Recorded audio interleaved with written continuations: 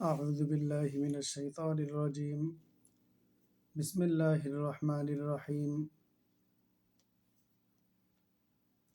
আসসালামু আলাইকুম। সম্মানিত দর্শক, আজকের ভিডিওতে আমরা পড়ব পবিত্র কোরআনের 91 নাম্বার সূরা, সূরা শামস। শামস শব্দের অর্থ সূর্য। বিসমিল্লাহির রহমানির রহিম। ওয়াশ-শামসি ওয়া দুহাহা, ওয়া শপথ, শামস সূর্য, ওয়া শপথ আরেকটি অর্থ, এবং দোহা অর্থ আলো, হা অর্থ তার। ওয়াশামসি শপথ সূর্যের, ওয়াদুহাহা শপথ তার আলোর। ওয়াশামসি ওয়াদুহাহা শপথ সূর্যের এবং শপথ তার আলোর।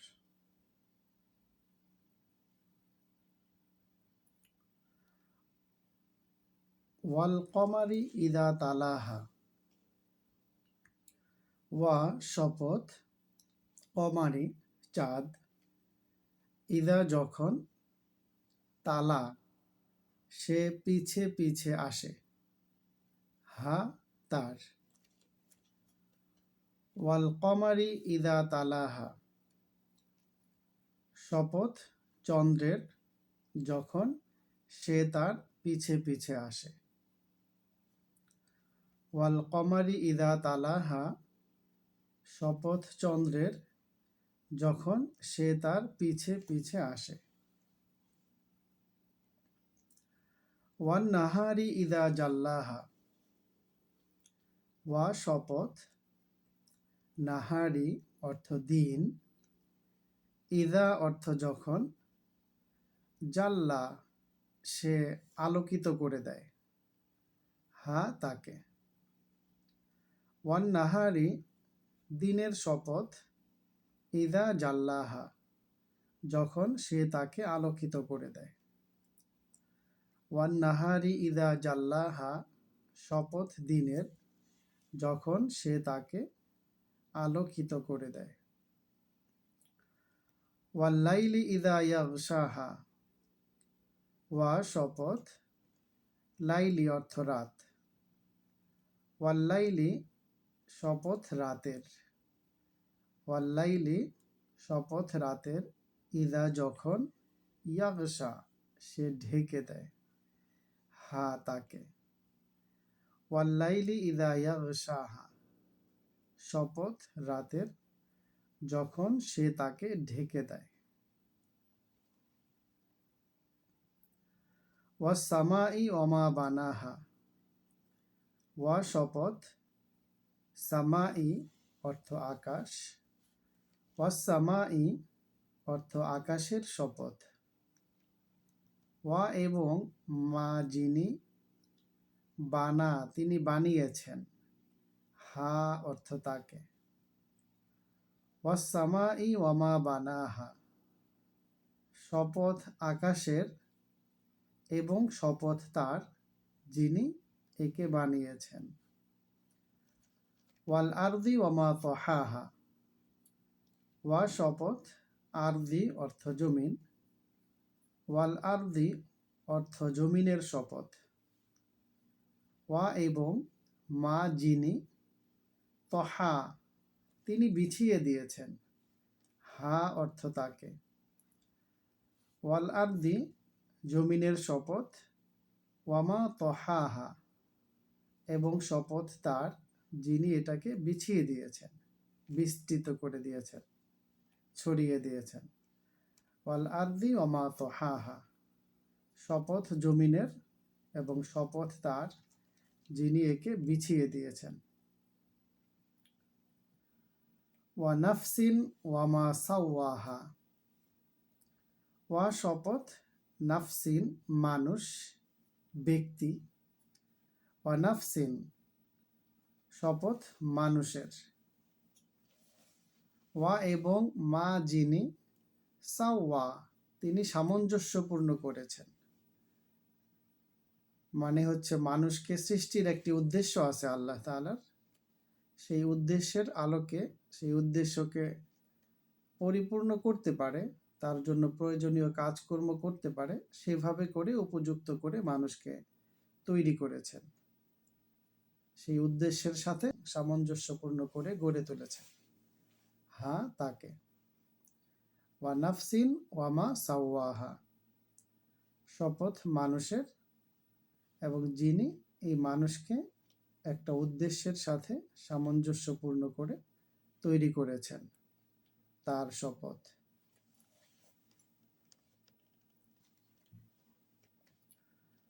ফাআলহামাহা ফুজুরহা ওয়া তাকওয়াহা। ফা এরপরে আলহামা তিনি অনুভূতি তৈরি করে দিয়েছেন, হা তাকে বা তার মধ্যে, ফাআলহামাহা এরপরে তিনি তার মধ্যে অনুভূতি তৈরি করেছেন, মানুষকে সৃষ্টি করেছেন, উদ্দেশ্যের সাথে সামঞ্জস্যপূর্ণ করেছেন, তারপরে তার মধ্যে অনুভূতি তৈরি করেছেন। কিসের অনুভূতি? সেটা হচ্ছে ফুজুরাহা। ফুজুর অর্থ আল্লাহর বিধান, স্রষ্টার বিধান, স্রষ্টাকে, স্রষ্টার উদ্দেশ্যকে মেনে চলা বা মেনে না চলা। ফুজুর অর্থ হচ্ছে মেনে না চলা, অবাধ্যতা বা পাপ। ফাআলহামাহা ফুজুরাহা এরপরে তিনি তার মধ্যে স্রষ্টাকে মেনে না চলার অনুভূতি তৈরি করেছেন।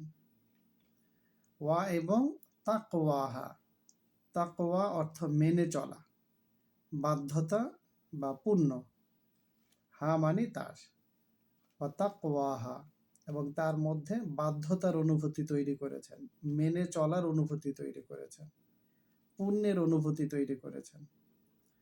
ফাআলহামাহা ফুজুরাহা ওয়া তাকওয়াহা এরপরে তিনি এই মানুষের মধ্যে মেনে না চলার অনুভূতি তৈরি করেছেন, আবার তার মধ্যে মেনে চলার অনুভূতি তৈরি করেছেন। ফাআলহামাহা ফুজুরাহা ওয়া তাকওয়াহা এরপরে তিনি তাকে দিয়েছেন মেনে না চলার অনুভূতি এবং মেনে চলার অনুভূতি। মানুষকে আল্লাহ তাআলা সৃষ্টি করেছেন একটা নির্দিষ্ট উদ্দেশ্যকে সামনে রেখে এবং একটা স্বাধীনতা দিয়ে, যে মানুষ সৃষ্টির মধ্যে অন্যতম যারা কিনা নিজস্ব চিন্তা বিবেচনাকে ব্যবহার করতে পারে এবং এই চিন্তাকে ব্যবহার করে তারা ভালোকে ভালো হিসেবে চিনতে পারে, মন্দকে মন্দ হিসেবে চিনতে পারে, এবং ভালোকে ভালো হিসেবে চিনার পরেও সে চাইলে এটাকে মেনে চলতে পারে, ভালোকে সাপোর্ট করতে পারে, ভালোকে জীবনে প্র্যাকটিস করতে পারে। আবার যদি মন না চায় তার, তাহলে সে ভালোকে ভালো বলে মেনে চলতে নাও পারে। এই স্বাধীনতা তাকে দিয়েছেন এবং এই স্বাধীনতা তার মধ্যে কাজ করবে তার জন্ম থেকে মৃত্যু পর্যন্ত। তবে এই স্বাধীনতার জন্য তাকে প্রচণ্ড রকম জবাবদিহিতার মুখোমুখি হতে হবে এবং সেই জবাবদিহিতার কাল হচ্ছে পরকালে, তার মৃত্যুর পরে। আর আল্লাহ তাআলার চাওয়া হচ্ছে মানুষের কাছে যে মানুষ পরকালে আল্লাহর কাছে জবাবদিহিতাকে মাথার মধ্যে রেখে, জবাবদিহিতার ভয়কে মাথার মধ্যে জারি রেখে সে সর্বদা আল্লাহ তাআলার বিধানগুলোর আলোকে নিজে চলতে এবং অন্যকে চালানোর চেষ্টা করতে থাকবে, এবং তার এই চেষ্টার উপরে ভিত্তি করেই আল্লাহ তাআলা তাকে পরকালে তার প্রাপ্য বুঝিয়ে দিবেন, এমনকি দুনিয়াতেও তিনি যতটা চান ততটা তাকে দিবেন, তাকে ভালো রাখবেন, সুন্দর জীবন দিবেন, হায়াতান তয়্যিবা দান করবেন। একটাই ভিত্তি আল্লাহ তাআলার সন্তুষ্ট নিয়ে জীবনযাপনের, সেটা হচ্ছে নিজের মধ্যে আল্লাহ তাআলাকে মেনে না চলার অনুভূতি থাকা সত্ত্বেও সেই অনুভূতিকে দমন করে আল্লাহ তাআলাকে মেনে চলার যে অনুভূতি আছে নিজের মনের মধ্যে, সেটাকে বাস্তবায়ন করা, সেটাকে বাস্তবায়নের জন্য সবসময় চেষ্টা করা, আল্লাহর বাধ্য থেকে জীবন পরিচালনার চেষ্টা করাটাই হচ্ছে মানব জীবনের প্রধানতম দায়িত্ব। কদ আফলাহা মান জাক্কাহা, কদ অবশ্যই, আফলাহা সফলতা অর্জন করে নিতে পেরেছে, মান যে, জাক্কা নিজেকে পরিশুদ্ধ করেছে, হা তাকে। কদ আফলাহা মান জাক্কাহা, যে ব্যক্তি নিজেকে পরিশুদ্ধ করতে পেরেছে সেই সফলতা অর্জন করে নিতে পারবে। কদ আফলাহা মান জাক্কাহা, সফল হবে এমন ব্যক্তিরা, আল্লাহ তাআলার বিবেচনাতে সফলতা লাভ করে নিবে ওই মানুষগুলো যারা নিজেদেরকে পরিশুদ্ধ করতে পেরেছে।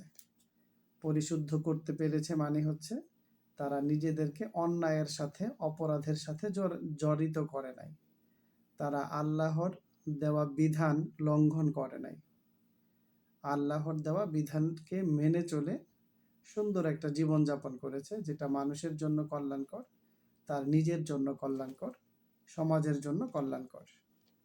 সে কোনো অন্যায় অপরাধে নিজেকে জড়িত করে নাই। এটা যারা নিশ্চিত করতে পারবে তারা সফল হবে। কদ আফলাহা মান জাক্কাহা, সফল হবে ওই ব্যক্তি যে নিজেকে পরিশুদ্ধ করতে পারবে। যদিও আল্লাহ তাআলা তার ভিতরে পরিশুদ্ধ হওয়ার, পরিশুদ্ধ না থাকার অনুভূতি তৈরি করেছেন, আবার পরিশুদ্ধ হয়ে থাকার অনুভূতিও তৈরি করেছেন। সেটাকে বিবেচনায় নিয়ে সে পরিশুদ্ধ নিজেকে করবে, এই চেষ্টাটা সে সবসময় জারি রাখবে। এটা আল্লাহ তাআলার প্রত্যাশা তার কাছে।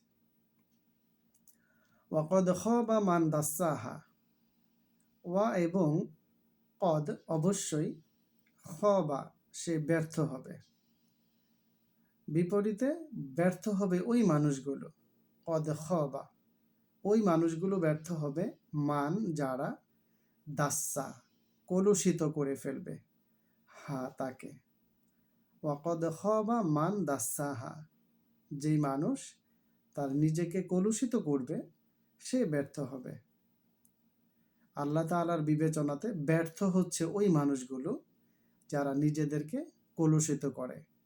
কলুষিত করে মানে হচ্ছে অপরাধ কর্মকাণ্ডে নিজেকে জড়িত করে, অপরাধ ছাড়া তার সময় কাটতে চায় না, অপরাধমূলক চিন্তা করা ছাড়া, কর্ম বাস্তবায়ন করা ছাড়া, আল্লাহ তাআলার বিধানগুলোকে মেনে চলতে মন চায় না, এটা হচ্ছে কলুষিত করা।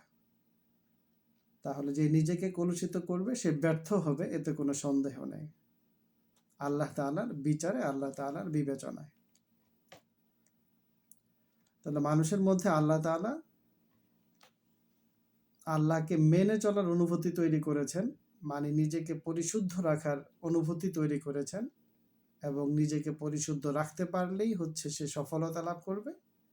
বিপরীতে আল্লাহ তাআলা এই একই মানুষের মধ্যে মেনে না চলার, আল্লাহর বিধানগুলোকে মেনে না চলার অনুভূতিও তৈরি করেছেন, এবং যে নিজেকে আল্লাহ তাআলার বিধান মতে মেনে না চলবে বিধানগুলোকে, সে নিজেকে কলুষিত করবে, আর যে নিজেকে কলুষিত করবে সে অবশ্যই আল্লাহ তাআলার সিদ্ধান্ত মতে ব্যর্থ হবে।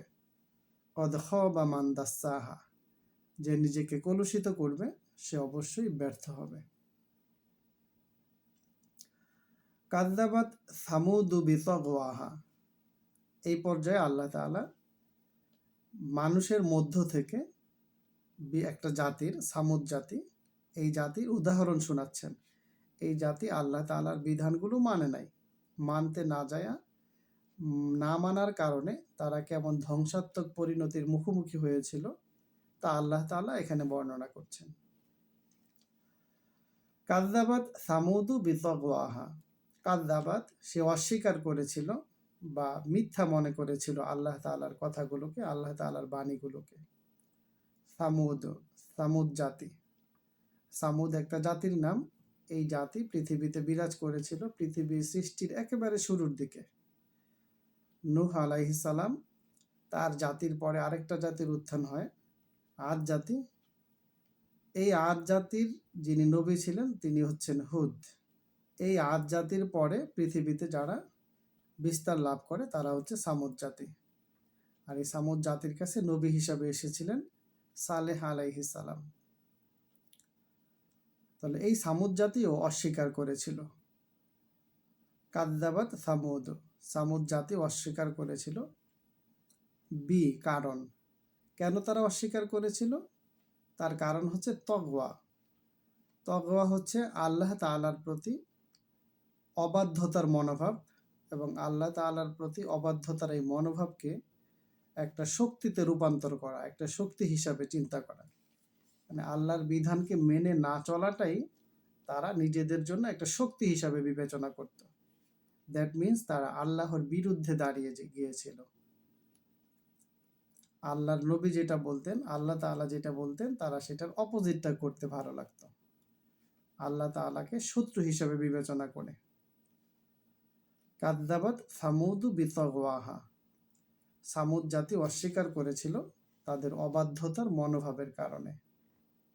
তারা নিজেদেরকে আল্লাহর বিরুদ্ধে একটা শক্তি হিসাবে চিন্তা করেছিল। তারা হচ্ছে আল্লাহর সৃষ্টি, সৃষ্টি হয়ে স্রষ্টার শক্তির বিরুদ্ধে চ্যালেঞ্জের মনোভাব তাদের মধ্যে তৈরি হয়েছিল, এবং এর পরিণতিও তারা ভোগ করেছিল। এক পর্যায়ে ইদ ইন বা আসা আশকহা, ঈদ তখন ইন বা আসা সে ক্ষিপ্ত হয়ে উঠল, আশক সবচেয়ে হতভাগা ব্যক্তিটা, তার এই জাতির সবচেয়ে হতভাগা যে ব্যক্তি, সবচেয়ে বেশি অপরাধী যে ব্যক্তি, নিজেকে আল্লাহর বিরুদ্ধে সবচেয়ে বেশি ক্ষমতাধর যে নিজেকে ভাবত, সেই ব্যক্তিটা এক পর্যায়ে ক্ষিপ্ত হয়ে উঠল। ফাকাল লাহুম রাসূলুল্লাহি নাকাতাল্লাহি ওয়া সুকিয়াহা, তখন কলা বলল, লা কে হুম তাদের, ফাকাল লাহুম তখন তাদেরকে বলল, রাসূলুল্লাহি আল্লাহর রাসূল, আল্লাহর রাসূল যখন তাদেরকে বলল যে না কতাল্লাহি, না কতা মানে উট, আল্লাহি মানে আল্লাহর, না কতাল্লাহি এটা আল্লাহর একটা উট, ওয়া এবং সুকিয়া পানি পান করার পালা, মানে পালা মানে হচ্ছে পর্যায়ক্রমে আসবে, একদিন মানুষগুলো আসবে, আর একদিন ওই উটটা আসবে পানি পান করার জন্য। মানে তার এই সামুদ জাতির মানুষগুলো যখন নিজেদেরকে আল্লাহ তাআলার প্রতি শত্রুতা পোষণ করে তারা কাজকর্ম করতেছিল, নবীর কোনো কথাই তারা মানতেছিল না, নবী আল্লাহর দিকে আসার জন্য তাদেরকে আহ্বান জানাচ্ছিলেন, সেটা তারা মানছিল না, তখন আল্লাহ তাআলা তাদেরকে চূড়ান্তভাবে পরিণতির মুখোমুখি করার জন্য, চূড়ান্তভাবে তাদের ব্যাপারে সিদ্ধান্ত নেওয়ার জন্য, এবং তাদেরকেও চূড়ান্তভাবে সিদ্ধান্ত গ্রহণ করার জন্য আহ্বান জানালেন, এবং তাদেরকে পরীক্ষা স্বরূপ একটা উট পাঠালেন তাদের সামনে। এই উট সামনে দিয়ে নবী বললেন যে এটা হচ্ছে আল্লাহর উট, তোমরা এই উটকে মানে অসৎ কোনো উদ্দেশ্য নিয়ে স্পর্শ করতে পারবে না, আর এই উট তোমাদের কাছে আসছে তোমাদের সাথে আল্লাহ তাআলার যে নিয়ামতগুলো তোমরা ভোগ করো সেটার একটা ভাগ বাটোয়ারা বুঝে নিতে। মানে তোমরা যে ফল ফসল করো, আল্লাহ তাআলা তোমাদের জন্য উৎপন্ন করেন জমিনের ফসল, ক্ষেতের ফসল, সেগুলোতেও এই উটের এখন থেকে একটা ভাগ দিতে হবে। এই উট যেখানে খুশি সেখানে বিচরণ করবে এবং যা খুশি খাওয়া দাওয়া করবে। আর পানির যে ব্যবস্থা আছে, তোমাদের একটা কূপ থেকে ওদের জন্য পানির ব্যবস্থা ছিল। আরবের মরুভূমিতে এদের বসবাস ছিল, এবং মরুভূমির জীবনে পানি অন্যতম একটা উপকরণ, অনুষঙ্গ, পানি কেন্দ্রিক তাদের গোত্র গড়ে ওঠে, পানির উৎস কেন্দ্রিক। তো এখানে মানুষগুলোই একটা মাত্র সোর্স থেকে তাদের পানি পান করার জন্য তাদেরকে সিরিয়াল ধরে থাকতে হতো। সেখানে আবার আইসা একটা উট আইসা ভাগ বসালো, এবং ভাগ শুধু এমনভাবে বসালো যে সে উট হচ্ছে একদিন পানি পান করবে, আর আরেক দিন হচ্ছে গ্রামের সকল মানুষ ওই কূপ থেকে পানি তুলবে। অর্থাৎ যে আল্লাহকে তারা মানতেই চাচ্ছে না, সেই আল্লাহর পক্ষ থেকে একটা উট আইসা তাদের সম্পদে, তাদের পানিতে ভাগ বসার, এটা তাদেরকে চরমভাবে আরো ক্ষিপ্ত করে তুললো। এতটাই ক্ষিপ্ত করে তুললো যে ওদের সবচেয়ে হতভাগা যে ব্যক্তিটা আছে, ওই বেটা একেবারে উত্তেজিত হয়ে উঠলো এক পর্যায়ে। ফাকাযযাবুহু ফাআকারুহা, এই ক্ষিপ্ত হওয়ার কারণে তাদের যে অবাধ্যতার মনোভাব ছিল তাদের ভিতরে, সেটার কারণে তারা আল্লাহর দেওয়া এই বিধানকে অস্বীকার করলো। তখন কাযযাবু, তারা অস্বীকার করলো হু, তাকে, আল্লাহর এই বিধানকেও তারা অস্বীকার করলো। এই উটের, এটা আল্লাহর পক্ষ থেকে আসছে, এর সাথে আল্লাহ তাআলার সাপোর্ট আছে, এটাকেও তারা অস্বীকার করলো। অতঃপর আকরুহা, তারা এটাকে হত্যা করে ফেললো। আকরু, হত্যা করেছে, হা, তাকে। ফাকাযযাবুহু ফাআকারুহা, তারা তাকে অস্বীকার করলো এবং তারা তাকে হত্যা করলো। যে উটটাকে খারাপ উদ্দেশ্য নিয়ে আল্লাহ তাআলা স্পর্শ করতে নিষেধ করে দিলেন, সেই উটটাকে তারা একেবারে মেরেই ফেললো। আল্লাহ তাআলাকে তারা প্রচণ্ডভাবেই রাগিয়ে দিল এবং চূড়ান্ত যে পরিণতি, সেটার মুখোমুখি হওয়ার সময় তাদের জন্য এসে গেল। তখন দামদামা, তিনি ধ্বংস নামিয়ে দিয়েছিলেন, আলাই, উপরে, হিম, তাদের, রব্বু, প্রতিপালক, হুম, তাদের, তখন তাদের প্রতিপালক তাদের উপরে ধ্বংস নামিয়ে দিয়েছিলেন। রব্বু, প্রতিপালক, যিনি এই মানুষগুলোকে এতদিন ধরে লালন পালন করে রেখেছেন, তাদের জীবনযাপনের সকল উপকরণ যিনি সরবরাহ করেছেন, এত ভালোবাসেন যাদেরকে, এত সম্মানিত করে যাদেরকে সৃষ্টি করলেন, তাদেরকে তাদের প্রতিপালক একেবারে ধ্বংস করে দিলেন। কেন করলেন? ওই যে তাকে অবাধ্যতার মনোভাব, তারা নিজেদেরকে আল্লাহ তাআলার প্রতি অবাধ্য হওয়ার একটা শক্তি হিসেবে দাঁড় করিয়ে ফেলেছিল। কারণ তাদের মনের ভিতরে জাস্ট আল্লাহ তাআলা মেনে না চলার স্বাধীনতাকেও তৈরি করে দিয়েছিলেন। এই স্বাধীনতার অপব্যবহার তারা করে ফেলেছিল। আর আল্লাহ তাআলা প্রদত্ত এই স্বাধীনতার অপব্যবহার করলে মানুষ অবশ্যই ধ্বংসের মুখোমুখি হবে। আলটিমেটলি তাদের এই মেনে না চলার প্রবণতা তাদেরকে এমন সব কাজের দিকে নিয়ে যাবে যেটা তাদেরকে ধ্বংস করে ছাড়বে। বিধানবিহীন, বি মানে কারণে, জানবি মানে গুনাহ, হিম, তাদের, বিধানবিহীন, তাদের গুনাহের কারণে, আল্লাহ তাআলাকে মেনে না চলার যে অপরাধ, সে অপরাধের কারণে তিনি তাদেরকে ধ্বংস করে দিলেন। শুধু ধ্বংসই করলেন না, ফাসাওয়াহা, অতঃপর সাওয়া, তিনি একেবারে মিশিয়ে দিলেন, হা, তাকে, তিনি তাদেরকে একেবারে মাটির সাথে মিশিয়ে দিলেন, এমনভাবে শাস্তি দিলেন যে তারা একবারে মাটির সমান হয়ে গেল, মাটির সাথে মিশে গেল। তাদের সকল অহংকারগুলো, তাদের লোকালয় এমনভাবে পড়ে থাকলো যে দেখে মনে হচ্ছিল এখানে গতকালকে পর্যন্ত কেউ বসবাসই করতো না। একটা লোকালয়কে, একটা সভ্য এলাকাকে আল্লাহ তাআলা এমনভাবে ধ্বংস করে দিলেন।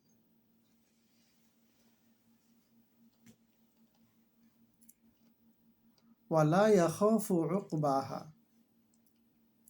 কারো বিরুদ্ধে যখন কেউ অ্যাকশন নেয়, তখন সেখান থেকে একটা পাল্টা রিয়াকশনের ভয় থাকে। মানুষ যখন কোথাও হামলা করে, কোথাও আক্রমণ করতে চায়, কারো বিরুদ্ধে শত্রুতা করতে চায়, তখন সে পাল্টা হামলার, পাল্টা আক্রমণের বা পাল্টা শত্রুতার আশঙ্কা করে, সেইটাকে প্রোটেক্ট করে, তারপরে সে আক্রমণ করতে যায়।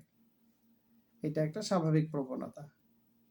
কিন্তু আল্লাহ তাআলা বলছেন যে এই সামুদ জাতিকে ধ্বংস করার ব্যাপারে, ধ্বংস করার কারণে সেখান থেকে বিপরীত কোনো রিয়েক্ট উঠতে পারে এমন ভয় আমি করি না। ওয়ালা ইয়াখাফু উকবাহা, ওয়া এবং লা, না, ইয়াখাফু, তিনি ভয় করেন, ওয়ালা ইয়াখাফু, এবং তিনি ভয় করেন না, উকবা পরিণতির, পাল্টা রিয়াকশনের, পাল্টা আক্রমণের। হ্যাঁ, তার এই জাতি পুনরায় তার প্রতি আক্রমণাত্মক হতে পারে। আল্লাহ তাআলা তাদেরকে ধ্বংস করে দিয়েছেন এই কারণে এমন কোনো ভয় আল্লাহ তাআলা করেন না। তিনি প্রচণ্ড ক্ষমতার অধিকারী এক সত্তা, প্রচণ্ড ক্ষমতার অধিকারী এক রব। আল্লাহ তাআলা কারো বিরুদ্ধে কোনো অ্যাকশনে গেলে সেখান থেকে কোনো পাল্টা রিয়াকশনের ভয় তিনি করেন না। ওয়ালা ইয়াখাফু উকবাহা, তিনি এই সামুদ জাতিকে ধ্বংস করে দেওয়ার ধ্বংস করে দেওয়ার কারণে সেখান থেকে কোনো পাল্টা রিয়াকশনের ভয় করেন না।